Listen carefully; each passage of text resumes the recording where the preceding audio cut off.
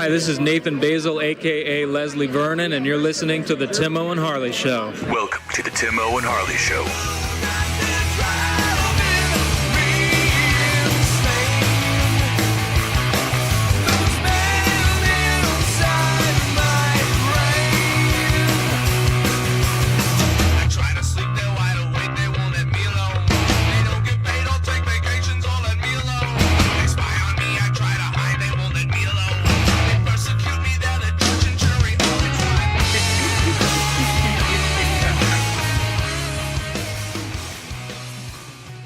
Thank you for listening to the Timo and Harley Show. I am Timo. Over there's my partner in Mindcrime, Mr. Ben Harley. Say hello, Harley. What is happening, people? Ben the Hitman Harley.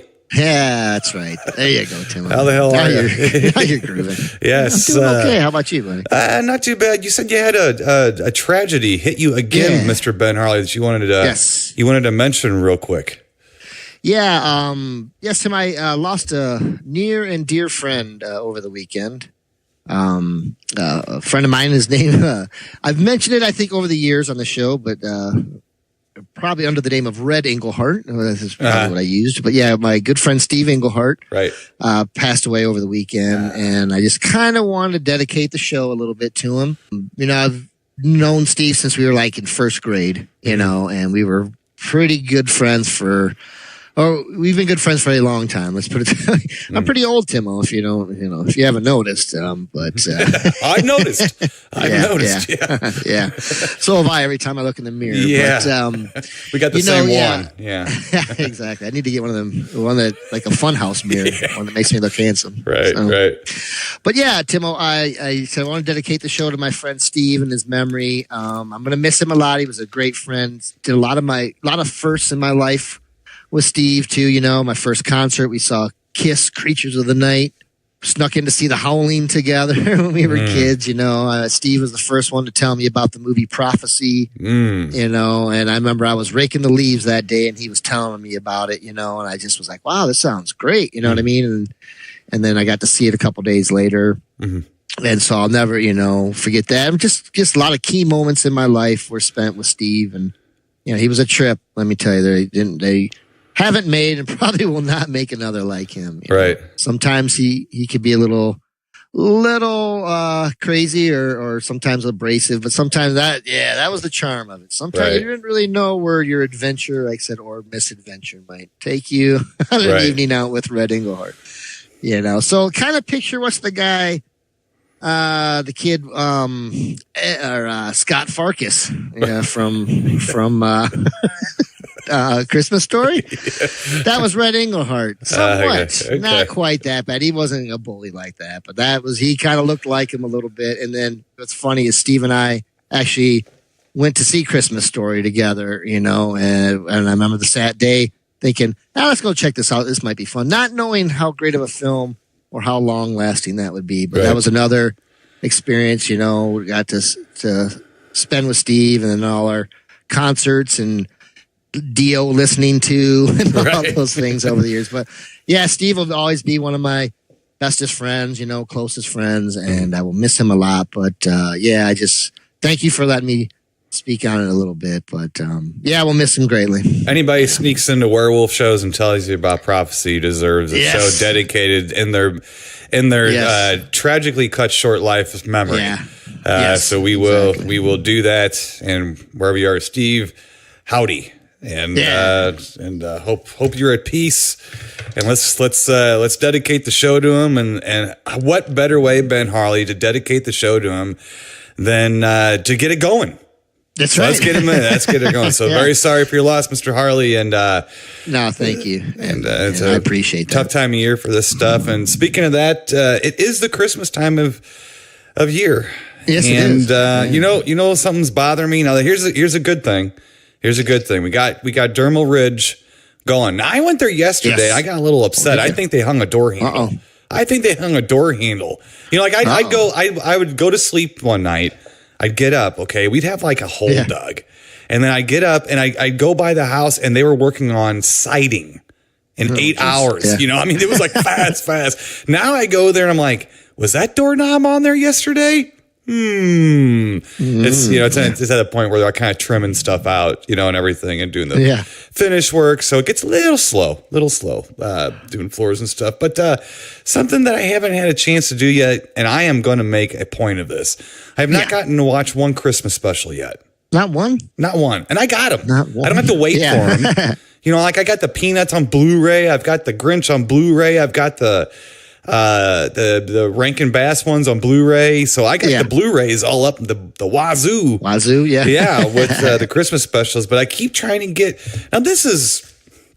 You know me well enough to know that I sit here and go, huh? When this kind of stuff happens. But sure, I've been trying to get my damn family to watch some Christmas specials with me. They kind of blow me off. Won't? Yeah, wait, what? I'm supposed to be the blow-offer. What the hell's going on here? I'm trying to be all family Christmas-like.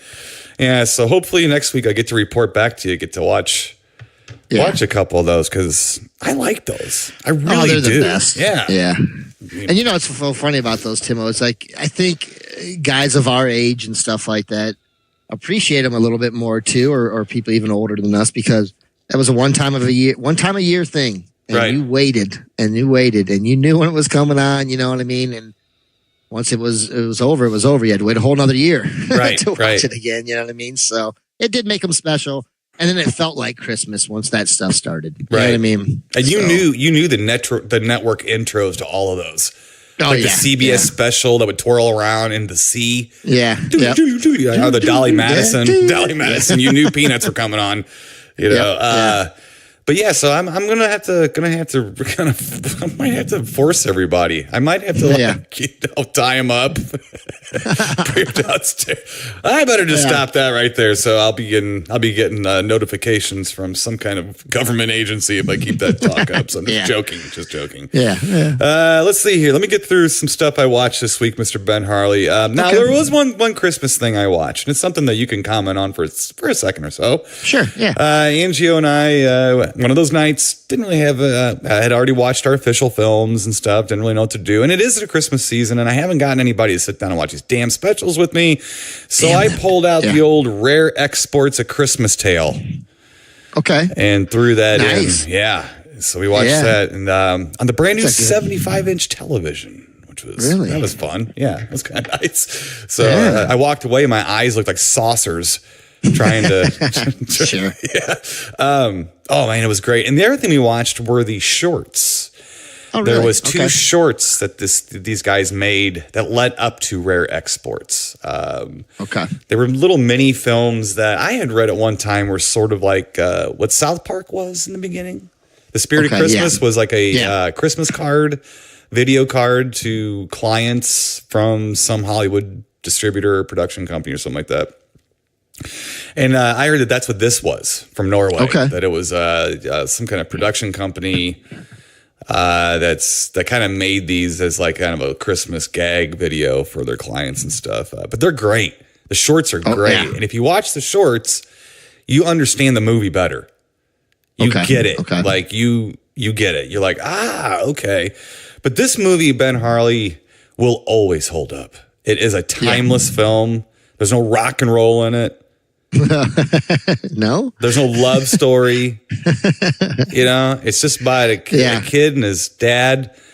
They're basically like Nordic dirt snow farmers. I mean, they're just poor as hell. Sure. And there's a mountain next to them, and the government's digging up in the mountain, and it's just a fascinating movie. I just love it. It's sort of a horror movie. Okay. Well, you've seen it. I mean, you know what we're talking about. So it's kind of like I don't know. As much as Gremlins might have been a horror film. Yeah, that's true. That's true. I mean, I liked it. I thought it was really good, and it's different. Oh yeah, it's different in a good way, though. You know what I mean? Like you said, it's not. I don't know. It's not a full on horror film. No, but it's got some magic, I guess, maybe too. I don't know. Right. It kind of makes you wonder if it's going to go into a horror film or not. Yeah. And it just kind of, that's how it keeps you on the edge of your seat. Yeah. In a way. I liked it. I thought it was pretty cool. Yeah, it was excellent. It's really different. Yeah. It's produced wonderfully. I mean, just produced wonderfully. Actually, speaking of Christmas, just to kind of backtrack a little bit, I did forget to tell you this. I did not have a Christmas special yet, but I did forget that we did have a Christmas party Already? Okay. Yeah, already. Already? And the space-time continuum, we're still in the first week of December, and that's how my family rolls. We do this. But it's my dad's side of the family, I don't see them. I probably see them during Christmas mostly, unless we have like a birthday party somewhere or something like that. Okay. Yeah. And my uncle, he is remarried, and one of his stepchildren came to the party with a girlfriend, and a very lovely young woman, and says she's from Toledo. Oh, really? I ain't kidding you. And they live where? In Nashville. I said, well, I got two good buddies. I got one that lives in Nashville and one lives in Toledo. So we're talking a little bit. And somebody said something to her, and I can't remember what it was. Something that I knew was not indigenous to Toledo. Okay. And I kind of piped up. Alligators? I don't know, but I kind of piped up and I said, yeah, I think the odds of her having a hockey mask laying around or maybe a little bit stronger or possibly a Mud Hens jersey. And when I said Mud Hens jersey, that's when the eyes looked up like, oh, this dork does know a little bit about Toledo. I better not keep treating him like a dork, kind of thing. Right. Yeah, I just thought that was kind of interesting. So that was there's your little Christmassy type stuff there. So we got Rare Exports, and I even slipped a Mud Hen.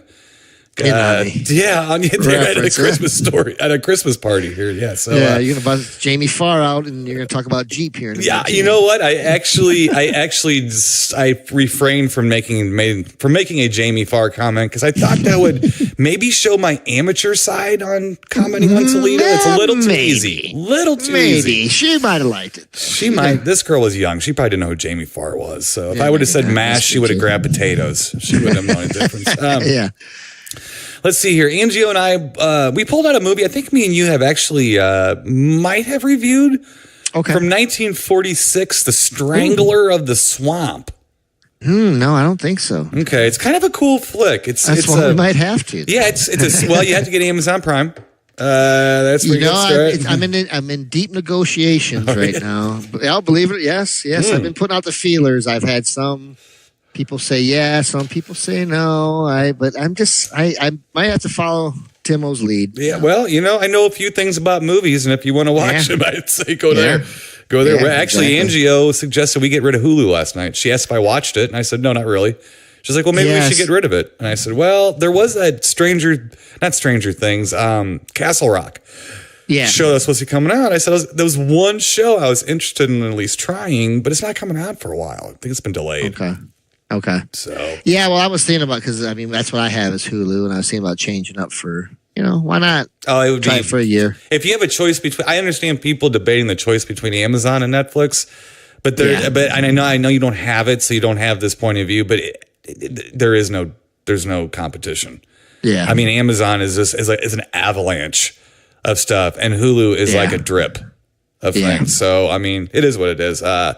Right, but it was fun to watch this film. It does have it did have Emperor Ming, who from the Buster Crab Flash Gordon serial, and I thought that was pretty good. Charles Middleton, and I was like, oh, and there was another actor in the film that you may have heard of. You might have heard of this gentleman. His name is Blake Edwards. Blake Edwards, okay. Ever heard of the Pink Panther? Yeah, that Blake Edwards. That Blake Edwards. Yeah, he was an actor, believe it or not, also. And he was an actor in Strangler of the Swamp from 1946. So really? And it was that Blake Edwards. So interesting. Yeah. That is interesting. Yeah. So you're going to have to get over there because another one I watched on Amazon Prime, which didn't even get released theatrically. What? And was from 1962, was a film called This Is Not a Test. Okay, and it's about a patrolman that stops folks on a highway after he hears the news of a possible nuclear attack. Really? Yes. The problem I had with this movie, and I had to get a little immature, was that the film starred a guy whose name was Seaman Glass. Come on. SEAMONGLASS.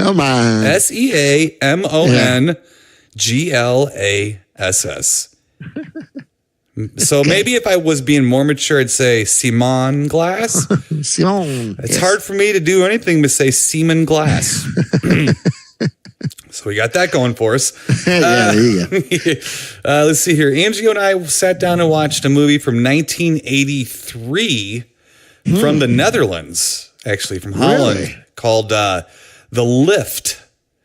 Okay. Let's see. Now, is that about the snow? No, like the ski lift. No, actually, it is about a haunted elevator. Believe it or not. Okay. It was remade and released on video in the United States in the 80s called The Shaft. Okay. And that had Naomi Watts in it. And it was made well, but The Lift, the original one, I always found to be a better film. It's one of those movies where you sit there and you watch it and you're like, am I actually watching an effective intelligence script somehow on a elevator movie? You know, like just a killer elevator? Like you could avoid that easy. Just don't go to the building. Right. Don't go to the country. You know, I mean, anything. But it's actually not too bad. It's I saw it when I was younger, and I always remembered I liked The Lift, but I did not like The Shaft quite as much. Now, okay, Blue Underground has recently released both of these on Blu-ray. The Lift that's what we watched, was the Blue Underground, and they released The Shaft under the title Down. Okay. I do not know why these companies do this sometimes. I don't know if it's the original title. I just think they'd make more money if they did it. If they did it with the VHS title, because that's what we're going to remember. Right, exactly. Because you got to do a little thinking before you realize what that is. How dare you? Yeah, I know. It's like, well, and I'm fine because I kind of figured it out, but I'm not perfect. I'm just saying that it was like, why don't you just call it The Shaft? I don't know. There could be a rights reason. Who knows? That's true too. Yeah. So I shouldn't be too tough on them, but I have not watched Down again yet. Remember, I'd seen both these films, but not since I was a kid. So I have not watched Down yet. But The Lift was fun. Angio even kind of liked it. She thought it was pretty good. Nice. Let's see here. Watched a movie on Amazon Prime. Yeah. Let's see, called Dinosaur Experiment. Dinosaur Experiment. Otherwise known as Raptor Ranch. Oh, really? Yeah, we got a made for TV, pretty sure sci-fi channel movie going here. The reason I knew that is because as soon as I saw Lorenzo Lamas pop up, I was pretty sure I wasn't watching an A movie. Actually, I've seen a lot worse. Seen a hell of a lot worse. Now, let me tell you something. The main gal in this, time for Timo and Harley show weekly segment, Who's the Bigger Chauvinist Pig? I'm going to take a crack at it this week. The main gal appears to be a Native American young woman who probably couldn't be put together any better. God's perfect specimen, pretty much running around with a bow and arrow and fighting off dinosaurs and stuff. And not much else. Man, boy, she was gonna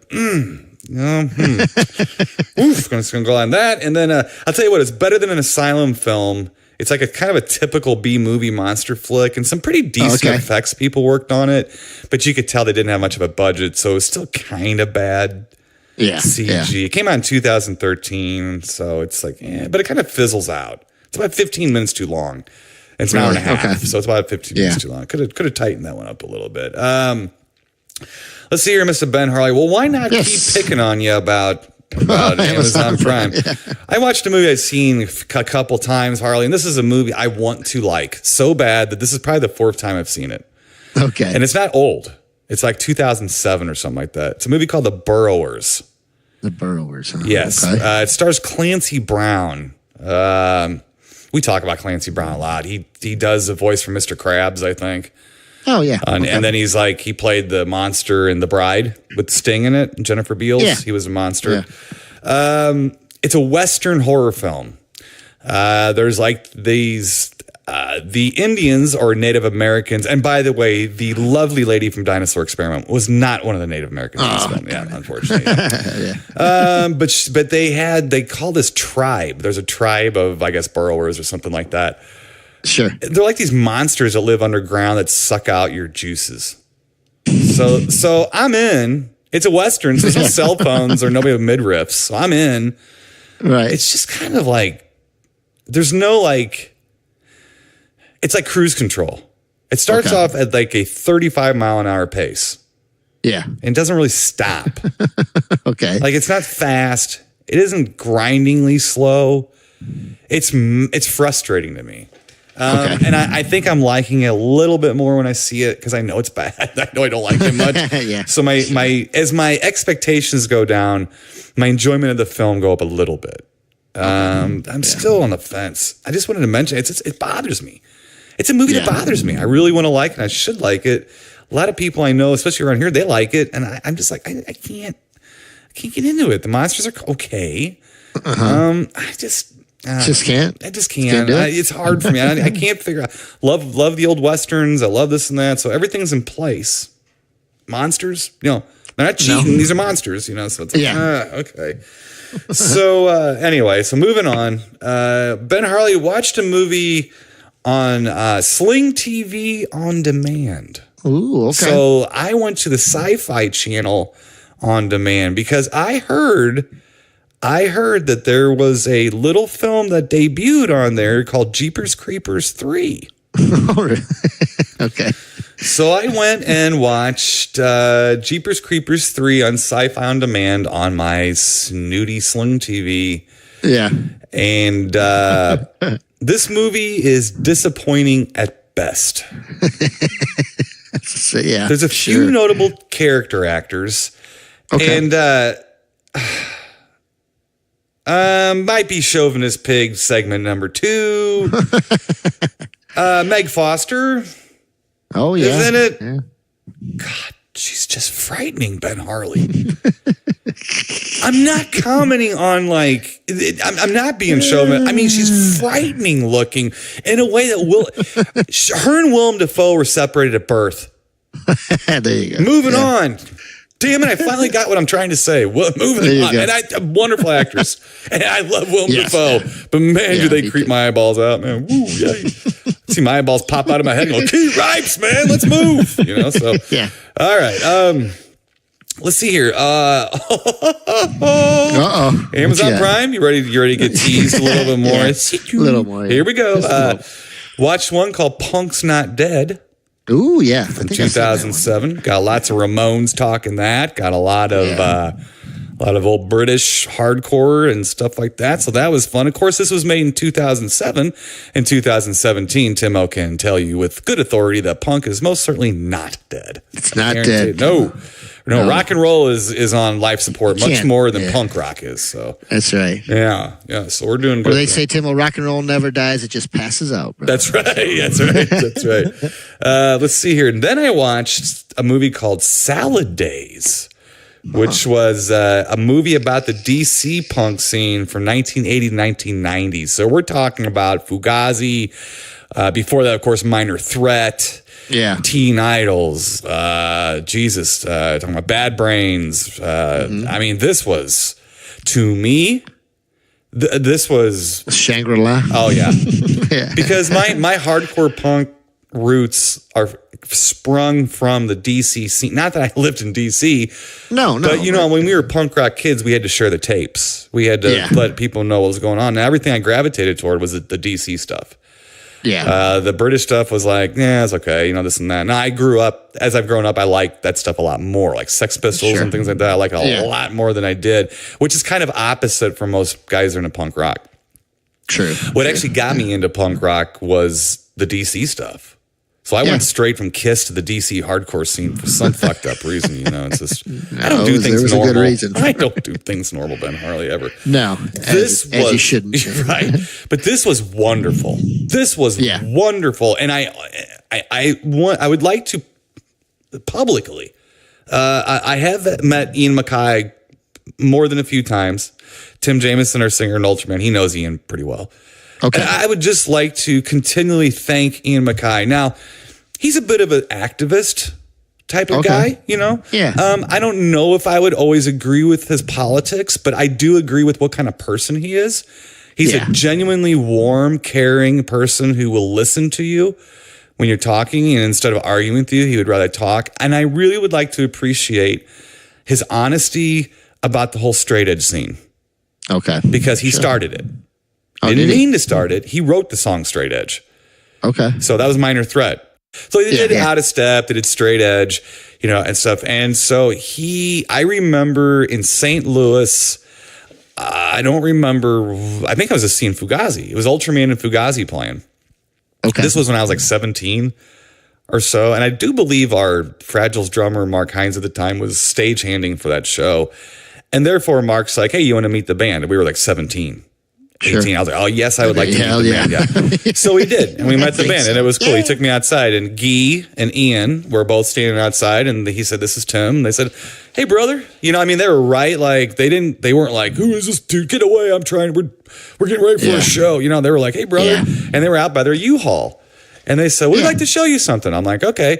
They had a penny on a bumper on the back of their U-Haul, which had been there the entire tour. It never fell off. Really?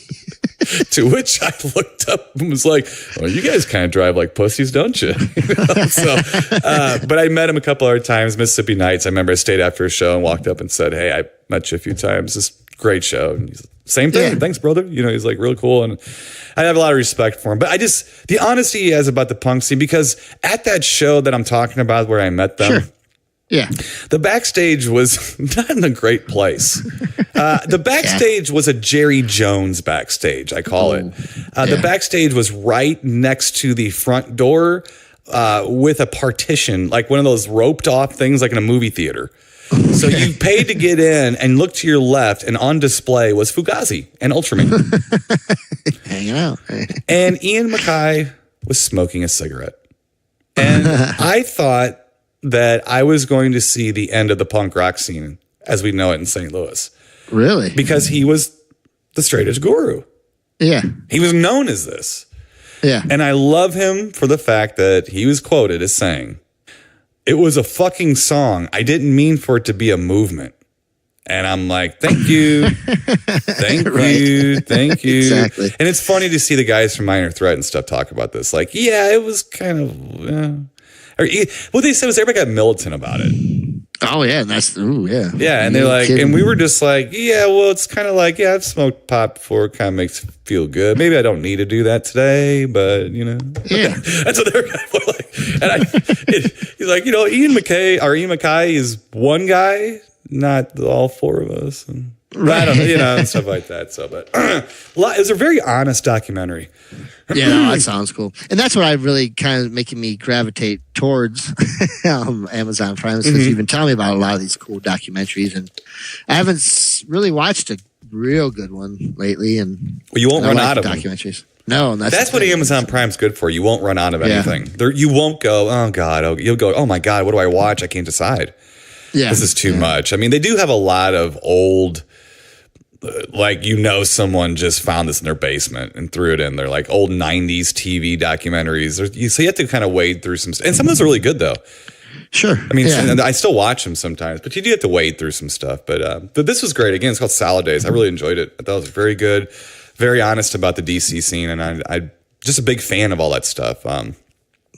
Yeah, that's good stuff. It changed punk rock a lot. It did. I'm not a person who gets real keen on politics and music. I don't think you should be trying to tell people what to think via your music. But at the same time, I don't want to tell somebody how to do their music.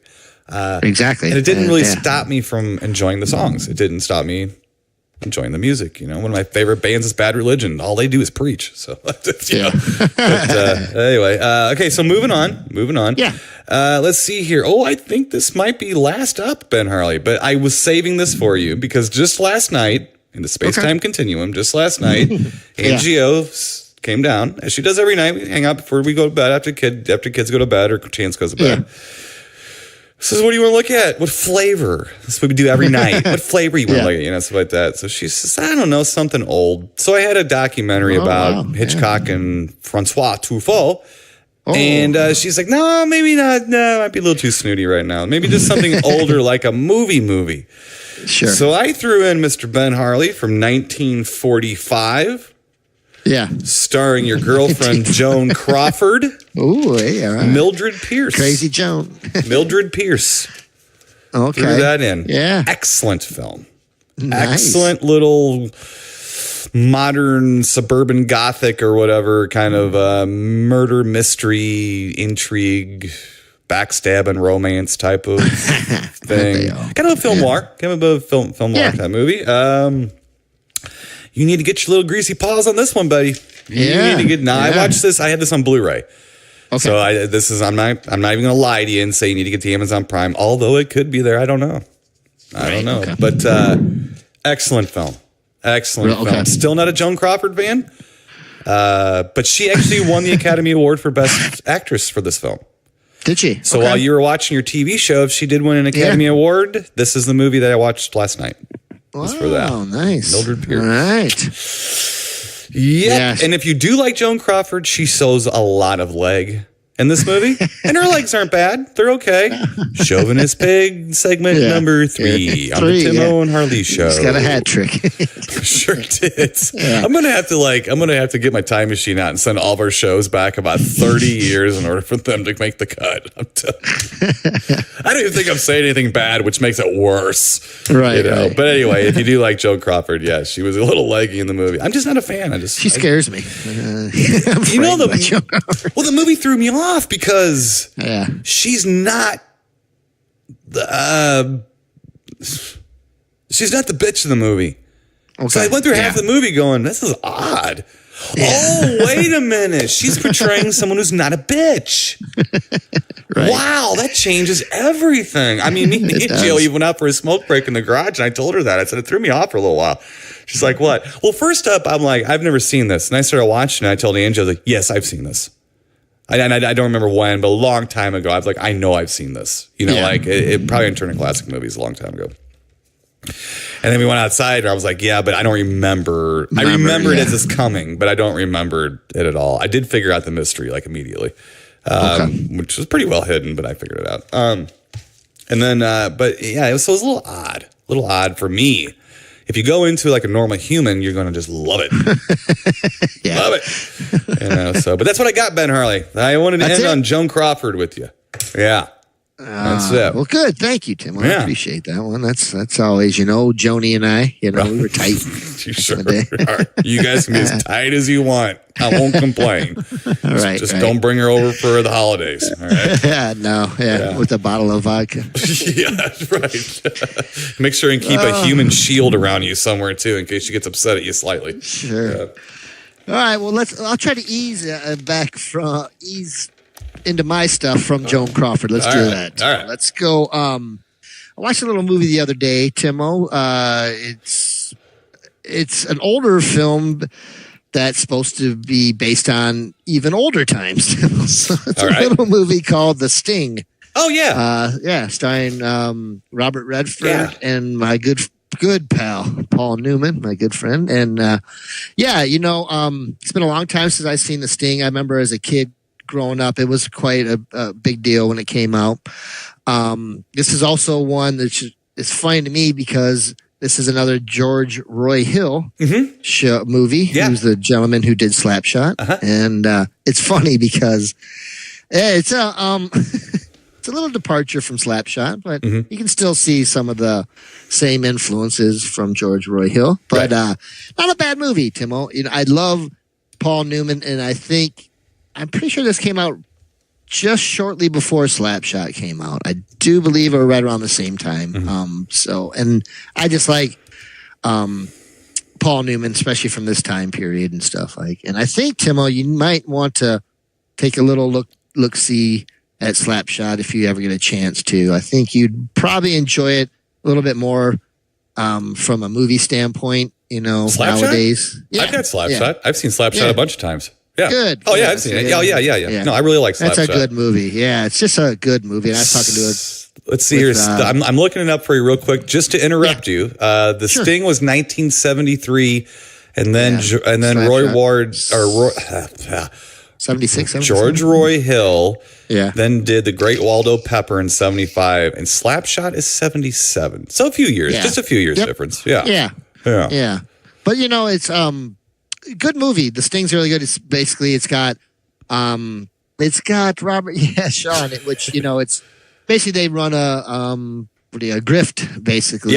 Robert Shaw's character, who is kind of a mobster, I think, a Chicago mobster. But yeah, it's really good. They go to some extreme lengths to make this work, Right. It started out a little bit slow for me, but man, the payoff's good enough for this film. Right. It's good and a lot of great acting in it, and it's good to see Robert Shaw too in other films. I'm so used to seeing him just in Jaws anymore. Oh yeah, that it's right.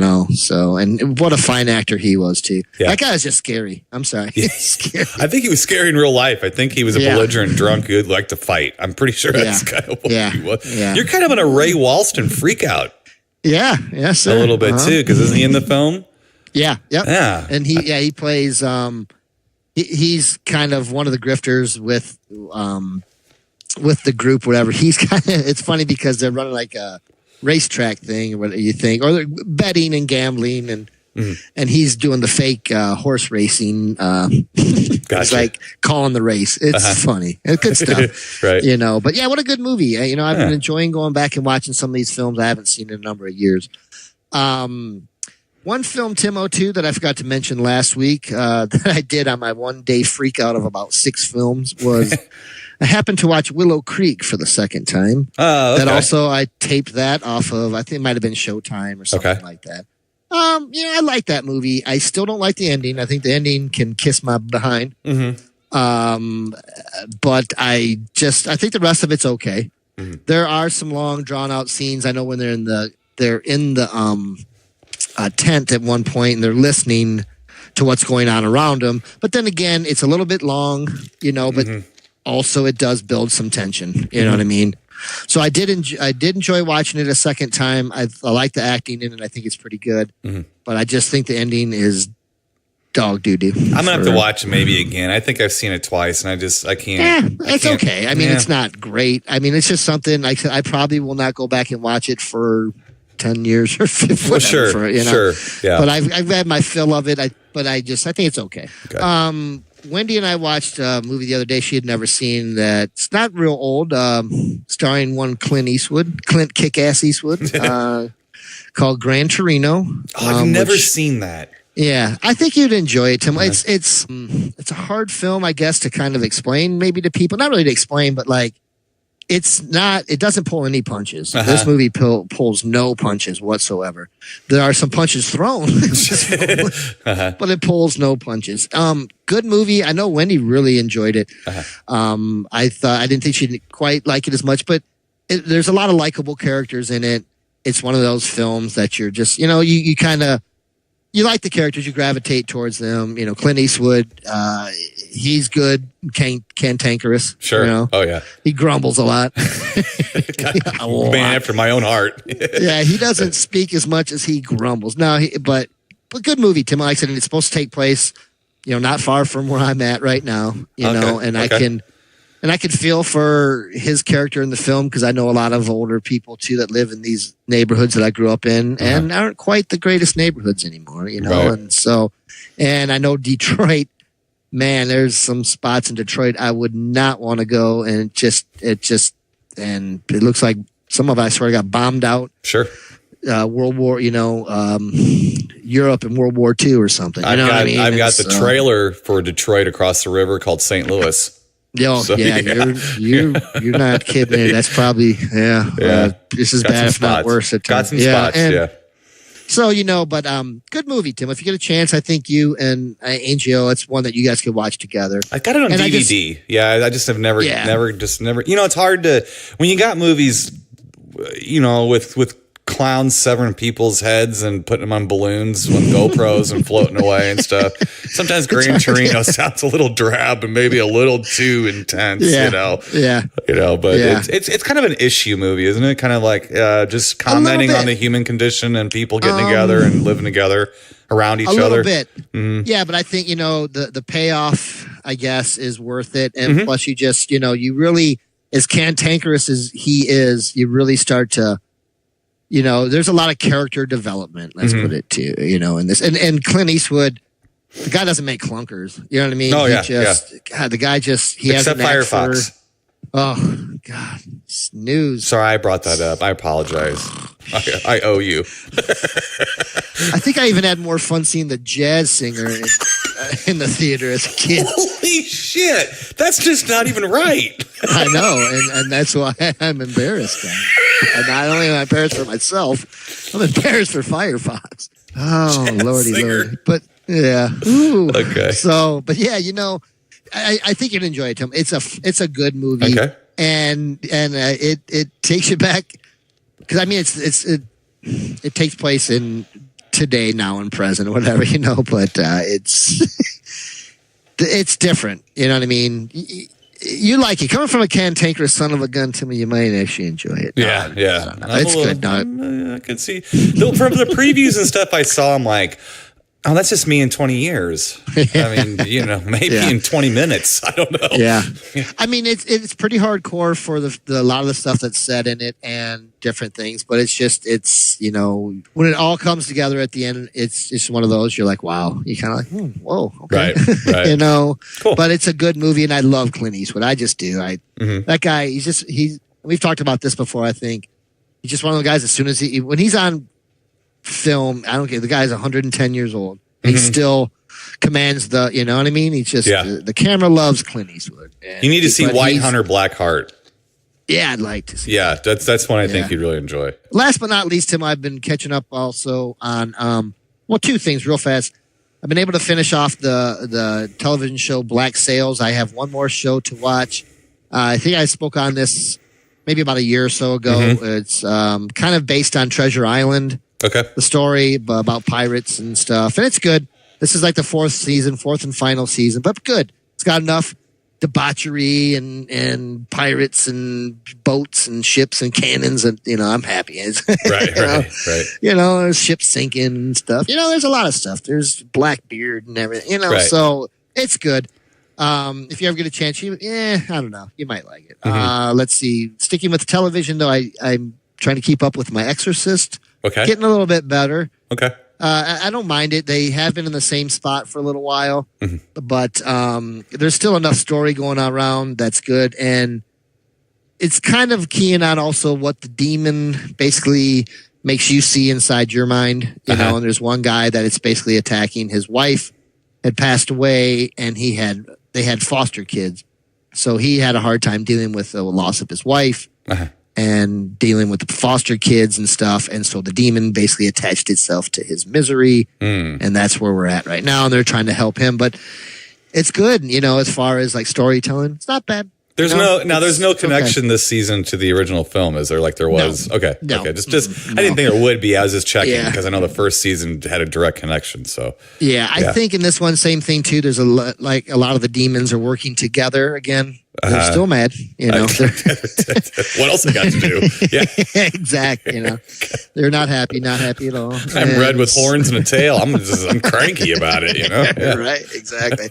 But not too bad. And then I guess I'm sorry, no, Tim. One other thing, Gotham. I forgot about Gotham. It's going pretty good. That pig guy is behind bars now. Oh boy, and there's some good things going on with him. But I guess with me just watching Silence of the Lambs, he's kind of doing a little Hannibal Lecter type thing, which I guess is okay for people who've never really seen Silence of the Lambs. And I know, the movie's about 20 years old, so there might not have been. There might be a lot of people. It's actually about 27 or 25, or isn't it 91? Didn't it come out? I think something like that. Yeah. So it's old. So yeah, absolutely. Yeah. So then a little bit of that going on. I tell you, poor James Gordon. I didn't know he'd been through so much before he became commissioner. For fuck's sake. You didn't know his life had those writers, did you? Oh, my God. Poor James Gordon. I mean, he's been punched so many. He's punching people. He's been punched. That guy fights more than Batman. I swear to God, man. But yeah, good. They didn't really do too much with Batman. It's been a lot about James Gordon and the pig guy and a lot of other different things. Gangsters' daughters and lots of other things. There's a lot going on right now. Right. And which is kind of neat. They're kind of doing about 4 different storylines, that they kind of key on right now. So it's been pretty good. So cool. Not bad, my friend. So, all right, that's it. I got a couple other things that we'll have for next week. I think we'll get some Patton going for you. Oh, little George C. Scott. Yeah, I'm on a freak out. All right. So I'll report back, sir. That's a good one. Next week. All right. Oh yeah, nice. I'll halfway through and good. I'll report back. Good. Soon. Good. Excellent. Well, let's get to our official little films for this week, Mr. Ben Harley. All right, Timo. I know what we're watching. From 1954, Ben Harley. Oh. Yes, sir. Right in my comfort zone. Right down the strike zone, right there. Yeah. So, and also was shot in 3 dimensions, 3D. Ooh, we have 3 dimensions. We have the classic 3D film Gorilla at Large. Yeah. He is a large gorilla. Yes, and he is at large. Yes, let's see here. Let me get you a little synopsis. 1 sentence. There's a good one. All right, here we go. Okay. At a carnival called the Garden of Evil, a man is murdered, apparently by a gorilla or someone in a gorilla suit. Was it written by a 2-year-old? Gee whiz. It's like I know too much what that movie's about now. So we got Cameron Mitchell and Bancroft. Yes. We got Lee J. Cobb playing the same cigar twirling cop he played in The Exorcist and every other movie you've ever seen by the time, which is cool. We got a Raymond Burr. Burr walking around in his oversized suits again. Yeah. And we got Lee Marvin, Shaughnessy the cop, the bumbling cop is Lee Marvin. So from 1954, this wouldn't call us a horror film really at all. No. It's that weird subgenre of guy in gorilla suit. And I gotta be honest with you, the reason that I kind of had this one lined up for us to go was the cast mostly. And it does have a bit of a better reputation than a lot of these other gorilla suit guy movies. But when you got Raymond Burr and Bancroft, Lee J. Cobb, and Lee Marvin in a film together, there's really not a good reason not to review it. So. Exactly. So there's a gorilla at large. There is a gorilla at large. In Technicolor. It is in color, so that is interesting too. Yeah, in 3D. That's good too. So it's first time for you? I think it is, Timo. And it's funny because when it first came on, I was watching the credits and stuff. I'm like, Lee Marvin. I'm like, wait a second. And then I kind of had sort of a recollection of this film, but I don't know. I'm not sure. The more when I probably have when I was real young. I think, this is I'm glad you sent this to me. I know when we were going through movies, like Gorilla at Large. All right, that's it. I'm in. You told me Raymond Burr was in it. I'm like, holy crap! All right, so it's kind of weird. Before I get into the movie too much, it's odd seeing Raymond Burr as this character. I think he did a great job. But, it's like, let's say, let me rewind him. I watch a lot of Perry Mason. Oh, yeah. Perry Mason Snooty rules. Antenna. Yeah, it rules, So in the last couple of years, I've watched a lot more Perry Mason, I guess. But it's hard seeing Perry Mason get grilled, I guess, or Raymond Burr being grilled because you're so used to seeing him do the grilling. Right. So it was cool. That was neat for me in this film to see him kind of play a little bit of a greasy guy, Right. So I liked that. But as far as the movie goes, I thought it was okay. It's got great acting. It looks awesome. I mean, it looks good. I love the time period that these movies were filmed. I love the richness of the colors. Yeah, Technicolor is really like saturated and a little exaggerated in kind of an arty kind of way. Yeah, I love it. Just I don't know, for some reason it just feels comfortable. To my eyes. Yeah. So but the movie's really pretty good. There's just a lot of smarmy stuff going on. There's enough characters in there that you really don't know who did it at first. You know what I mean? You're like, well, wait a second. And the one guy, there's the gorilla, the large gorilla, has a very large handler as well. Yes. And I can't remember that gentleman's name offhand, but he is in a lot of the rope operas that I watched. Oh, okay. He's a character actor in a lot of those films. And I'm not kidding you. It's funny because I'll watch 3 different cowboy shows in a row, and he'll be in 2 of the 3, or he'll be in the same show whatever it was filmed, how many years later, months later, and they put a mustachio on him, and he's, now he's he's Spanish or something. It's funny, that guy is in all of them. So that was cool to see him in this film as well. And his character's pretty well. He's creepy. Yeah. Because you're like, man, do I have to worry more about this guy or the gorilla? You know what I mean? Yeah.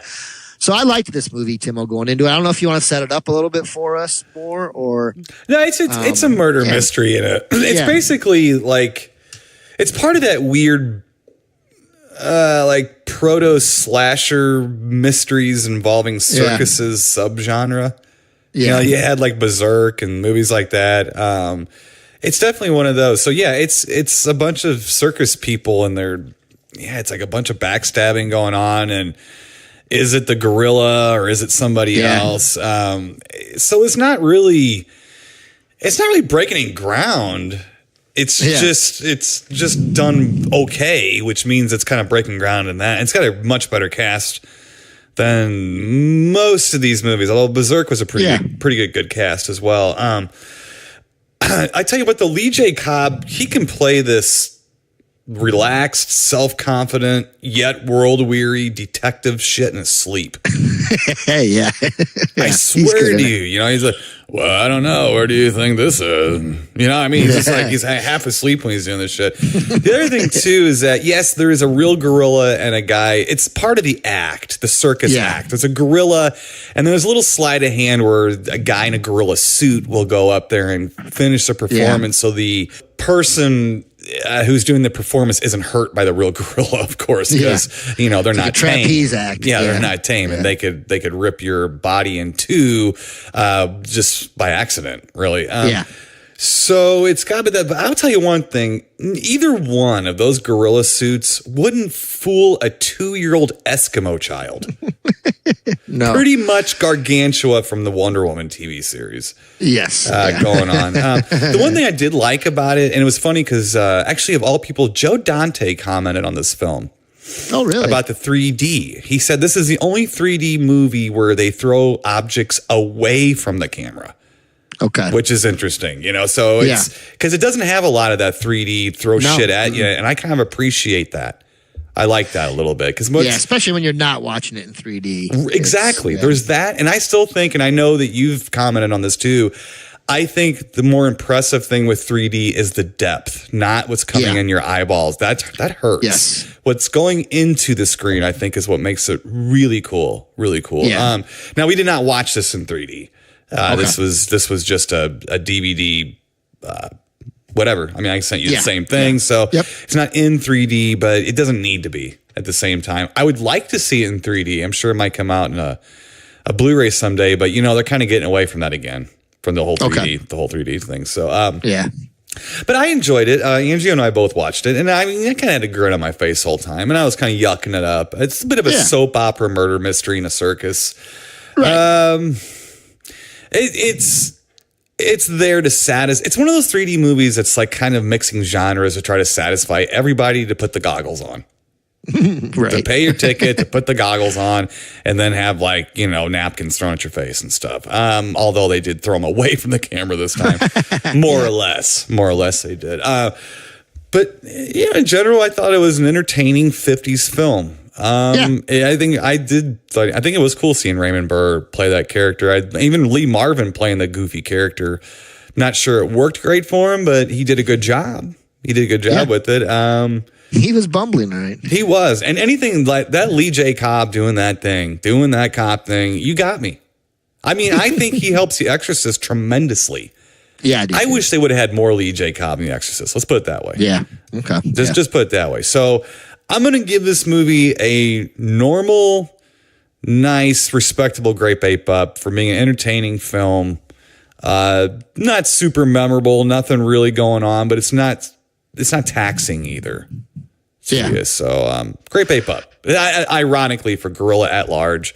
Or I like to retitle this film Gorilla is Large. Yeah, because he's not too at large. Right. So I'm going to give this a he's not running around the town, downtown or anything like that. Right. So I'm going to give it a Gorilla Grape Ape Up. How about that? There you go. All right. Yeah, I'm going to give it a Grape Ape Up too, Timo. I like this film. it harkens me back to my times in the summer, Timo, and my girlfriend, Gabora the Gorilla Girl, when I would go see her at the Lucas County, at the fair once a year, and I can't help every time I see a gorilla movie to just, be like, gorilla, gorilla, gorilla. Because that's how you could get Gabora to change into the Gorilla Girl. Okay. And so, yeah, that was a good sideshow for me back in the day. And this movie just reminds me of those good old days like that, the sideshows. Right. And Gabora she was cute. She was, she was... For a girl. She told me she loved me, Tim. Well, I mean, and I believed her. And so, you know what I mean? So let's not get through this. I mean, I want to change the subject because you're going to kill me here soon. But I also wanted to note real quick before you give your final call on this film that there was a cameo appearance by a proto Rockafire explosion band of robot monkeys in this too. Oh yeah, I missed that just like you missed Gabora the Gorilla Girl. Gabora. Yeah. All right, what are you doing here? Stop talking about the cute Gorilla Girl. Yeah, I'm going with Great Bape Up. All right, good, solid, Great Bape Up. It was fun to watch, and I'm glad I got to see it. You know, and Raymond Burr, everybody, great acting. So yeah, cool. Two Great Bapes Up. Excellent. Well, let's get to our second official film, which is going to be a sequel to what we reviewed last week. Last week, we reviewed the Hong Kong cinema classic Black Magic. Yes. And kind of enjoyed that a little bit more than I think you thought you were going to, Mr. Ben Harley. So and it was your call. You want to do Black Magic 2? Yes. Let's see here. So let me give you a synopsis here. Get Movie Guy back out. Here we go. In this mind-boggling sequel, that's a fact, to the Shaw Brothers' huge horror hit, it's a veritable zombie holocaust. Mysterious zombies are running amok while baffled doctors try to find out why. The zombies vomit, melt, spontaneously combust, explode, and may be abducting the local ladyfolk. While the doctors look for a natural cause, the real cause appears to be supernatural. Okay. So, as I was editing last week's show, I realized, Ben Harley, I think we are getting a little old. We did not once mention the overabundance of nastiness and nudity in the first Black Magic. Yes. Okay. What's interesting is this film actually, I think, has a little less. I think so too. It has a little bit less of that, but I just kind of, for the every week listener who might know, probably Rob Wagner, I'm directly talking to him, who know about Black Magic, the film, I apologize because yes, it is kind of sleazy. Not that this one isn't sleazy too. Right. But I digress. So, Black Magic 2, this actually came out in 1976. I do believe the original Black Magic was 75. I think. I'm pretty sure. Well, you know what? I just turned my page and I find out in my trusty nerd book it was 75. I was correct. Okay. So nice. I told you before a couple things, and I hope that you experience these things the same way I did. First up, and which is not quite as important to me that you experienced it the same way. I really, when I saw this the first time, both films, and now I've seen both films again, and both times were pretty much back to back, I really like this one better. I still like this movie better. I think it has a more of a linear horror plot. A lot more of a normal Western maybe sensibility, just a touch. Sure. And a little darker, kind of a little darker kind of feel to it. The other thing that really blew me away was about 8 minutes into the film when they abruptly cut to a go-go scene in a bar and you hear the beat for the Beastie Boys looking down the barrel of a gun. Yeah. It's funny, Tim, because when that came on, and I remember how, you telling me about this, I kind of had the same reaction. It almost felt, I'm like, wait a second now. How old is this film? And it is jarring. It's like, wow, it's almost like, did the Beastie Boys do this for this movie? No, wait, they weren't even around it. You know what I mean? It's just like weird like that. It just feels, and that's actually one of my favorite Beastie Boys songs. I love that song. I love that beat. But yeah, it is. It's jarring. Yeah, it really is. But it's cool. And I know even at the title, the title of the DVD or the menu screen, menu screen, it has that song too. And I didn't really hear it when I first started it. And then, but so when I watched the film, that was totally jarring. Right. It's like, this movie, Tim, was kind of, I think I do like it a little bit better than the first one. It does kind of feel like this one, not that they got it right, but it just feels like maybe the first one was like the warm-up act, and then this was the main act. You know what I mean? It feels like they like you were saying with the plot's a little bit easier to follow, I guess, maybe too. It's a little smoother. Mm-hmm. You had the one smarmy guy from the first one. He's like the main bad guy in this. Yeah, that's the thing. It's basically the same cast. What they did is pretty much acted like the first one didn't exist. Yes. And they just made another movie about sort of the same kind of thing with the same actors. Yeah. And I'm kind of playing similar roles as they did to the first film, although some of it's kind of different. And the other thing about this one is, I don't know if you noticed this or not, but if you notice a little bit of the cock blocking going on, you might have noticed it was sort of a soap opera up version of Dracula. Yeah. Had a little bit of that kind of Dracula going. There is more breast milk potions. Yes. The director, and I can't blame him. I can't say I'm far off, but I think he has a booby fetish. I think he has a little bit, and and I'm not far off. That's a little deeper than most, yeah. But I was going to say, I think he takes it to a whole nother level. He sure does. He takes it from an infantile kind of level, I guess. Yeah. Now, the film does open up with a nice random gator versus naked ladies scene. Like, what the hell? I love the scene. I love the scene. And then you get like this alligator coming toward these naked ladies in a river. And you're just like, oh, is this going to be a what? Yeah. And it's over. It just never comes back to faces of death at first. Right. Also, the only thing about the movie is taken from the old drive nails into the heads of corpses to reanimate your slave man again. Going to that all routine. What the hell? Now that's where I noticed so that was kind of probably flew over everyone's head that hasn't seen this, but I guess the magician guy, the illusionist, the evil illusionist guy, apparently if he drives like spikes or giant nails into the tops of corpses' heads, he can turn them into his slave zombie people. I didn't know that. If I would have known that, I'd have some helpers. I'd have some helpers.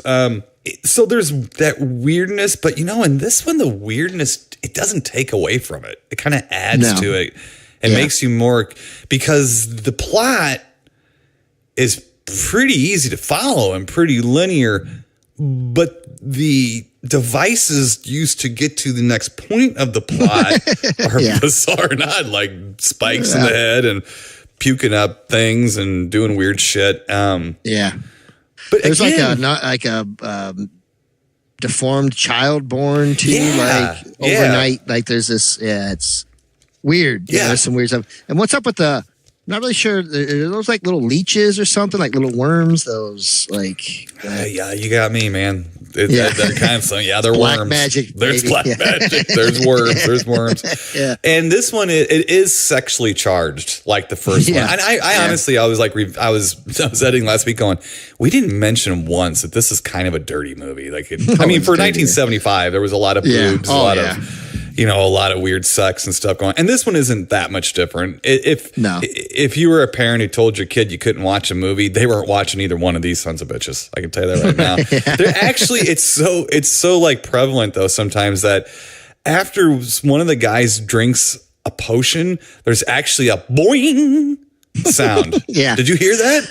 I was like, whoa, come on. There's another sound effect that they used in this. It's like, wow. It's almost like a wow, wow, wow. It's weird. And I don't know that they meant for it to, but to me, it kept, and it was like, it took away a little bit from some of the scenes. And I can't really mimic what it was, but I remember every time hearing it, that's what I thought of. I was, Right, yeah. You know, like, well, I'm on a Scooby-Doo or something, you know. Well, you know, it's something too, like some of the Asian films, like in that part of the world, their goofy comedy and horror mixed together sometimes turns off Westerns. There's a different flavor and timbre to it. And if you're not used to it, it's hard to get used to. I mean, I don't think I'm not totally. I know it's coming sometimes. The other thing too is another thing that's kind of odd for Westerners is this had the hopping vampires a little bit in it. In the Chinese culture, the vampires are they're zombies, undead, but they hop around. So that might throw people off if they weren't ready for that. Yeah, there was a couple of odd scenes. Yeah, and I remember the first time I saw that as a kid on some VHS kung fu vampire movie where they're hopping around. I'm like, are their feet tied together? What's wrong? Yeah, and they might be. Chinese tradition. I never looked into it, but it could be that they tie their feet together when they bury them or something, and maybe that's the point. I don't know. If I was a good podcast host, I would have looked this up and thought of this before this actual second, but I'm not going to because I'm lazy. Nah. So. There is a little bit of kung fu in here. It's awkward kung fu, but there's a little kung fu way more, which I think it's just, you know, watching this film, it's almost inevitable, you know. And you're like, wait a second, now there's got to be some kung fu, you know. And they're probably thinking the same thing. Well, you know, we probably should throw some kung fu in here somewhere, right? You know. I'm okay with that. Right, kind of kung fu-ing the zombie vampire guys a little bit. Off their trampolines. Yeah, kind of doing that. This movie grabs me more. I like both these films. Don't get me wrong. Do I like him in an adult way? Not really. No, not really. Yeah. They brought me in, and I enjoy them, and I still just think there's more to discuss in this movie. I think it's a better film. It's for a horror fan, at least. I think it's a better film. I do think that maybe it's that Beastie Boys sample. It could be thing, you know, and just to know where it came from and be like, man, these guys watched that movie. That's how they got this. You know it is, you know, and I know they're into this kind of stuff, but it's like, it just blows your mind. Just blows your mind to see where some things come from. I'm going to give this a big grape ape up, not to the rafters, not just a solid one, a big one. Little subgenres of grape apes are creating over the years arbitrarily, but I'm going to give it a big one. I enjoy this movie, and I think I'm going to watch this again in the next 5 years, probably, just for fun. I don't think I'll watch the first one, but this one I will watch. I think it's just a nice little mix of bizarreness. Yeah, for sure. And it kind of keeps you interested in the story, just to see what bizarre thing they're going to do to get to the next linear plot point. Basically. So that's my vote. Yeah, you know, I think it's a good movie, Timo. I did like it a little bit better than the first one. Mm-hmm. I did miss that little monk guy though from the first one. I was hoping he would team up with the other guy in this the 2-monk attack. It didn't happen. Right. You know, but I thought it was okay. It's definitely odd too, you know, but I do think that it's a better film overall than the first one. And I'm going to give it a great ape up. I think it's solid enough and it was interesting enough that I enjoyed it. You know what I mean? Right. So yeah, definitely. I'm going to give it a great ape up. So. Right. And you can't go into this film expecting it to be a continuation of the first story. It's not. No. It's a totally and that's good different. though. I kind of like that. Yeah. So, all right. Well, that's a good week.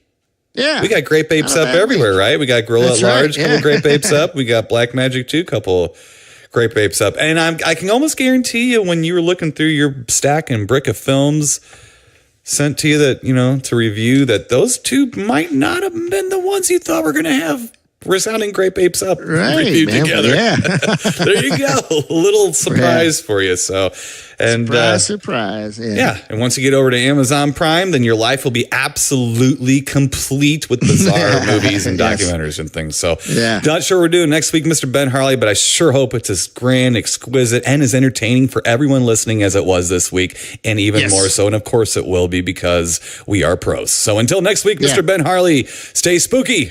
And we'll talk to you then. Keep it creepy, people. You've been listening to the Timo and Harley Show, brought to you by ScreenPrintingFactory.com, your affordable one-stop solution to all your screen printing needs.